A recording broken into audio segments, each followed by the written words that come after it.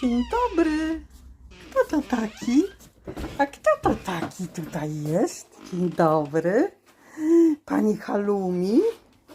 Pani Halumi od razu wychodzi na korytarzyk.